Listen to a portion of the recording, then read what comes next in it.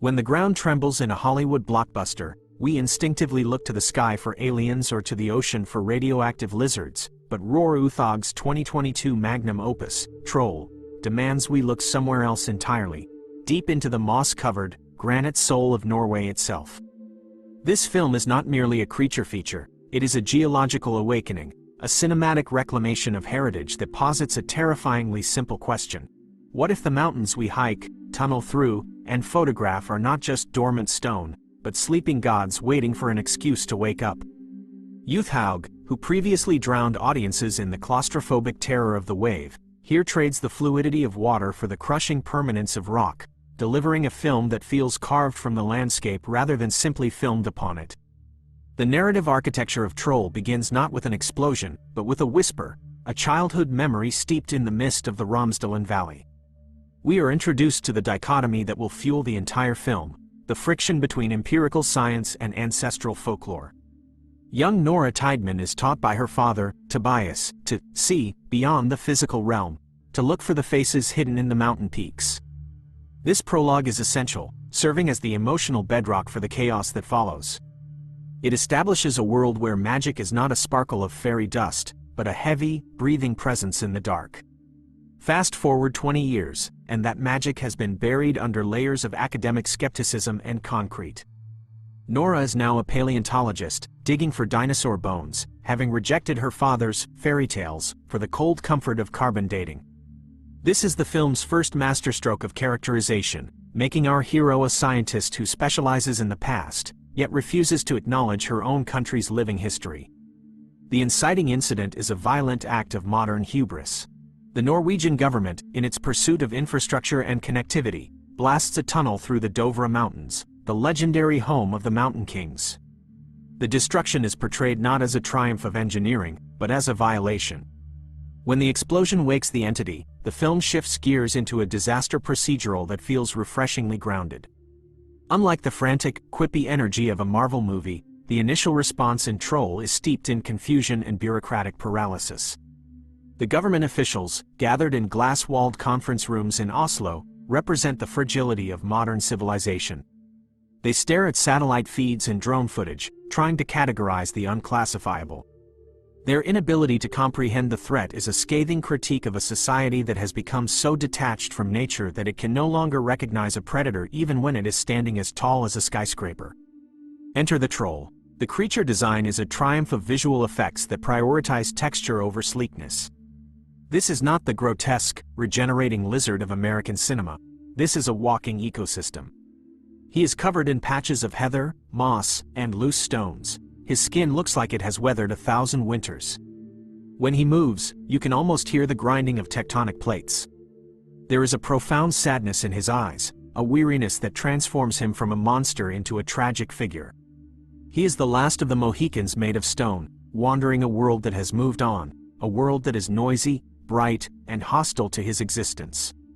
The film brilliantly plays with scale, using the vast, sweeping shots of the Norwegian wilderness to show that the Troll fits perfectly here. It is the tanks, the helicopters, and the soldiers that look like foreign invaders in his domain.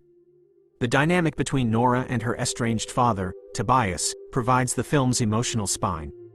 Tobias, played with manic but soulful energy by Gard Eidsvold, is the archetype of the mad prophet who was right all along. However, the film treats him with immense dignity. He is not a joke, he is a keeper of lost knowledge.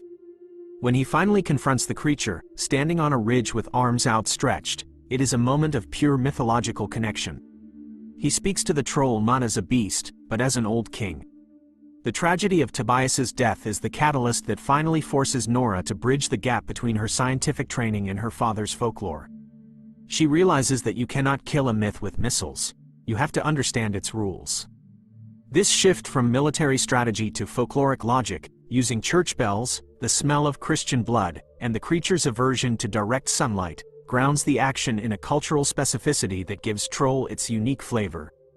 The military engagement scenes are spectacular, yet they carry a distinct undertone of futility.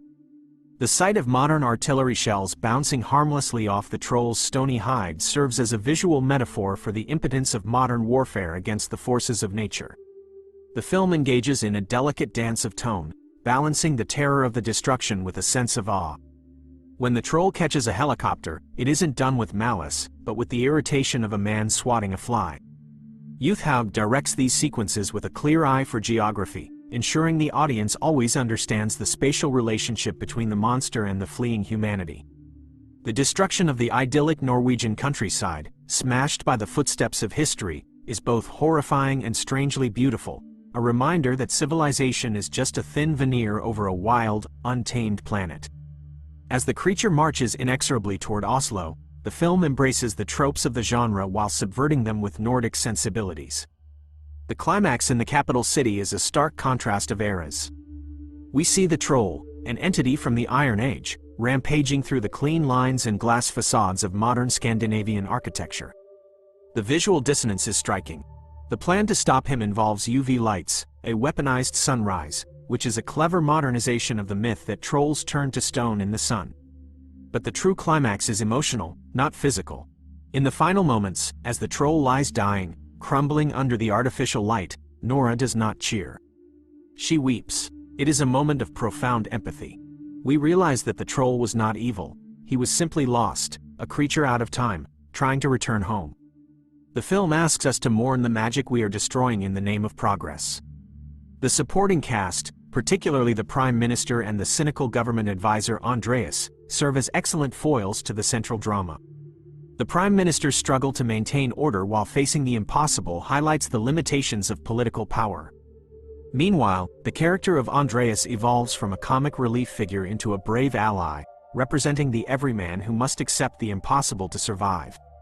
The script manages to inject humor without undercutting the stakes, often derived from the absurdity of the situation, such as the realization that the fairy tales read to children at bedtime were actually survival guides. Ultimately, Troll is a film about memory. It posits that the land remembers what we have forgotten.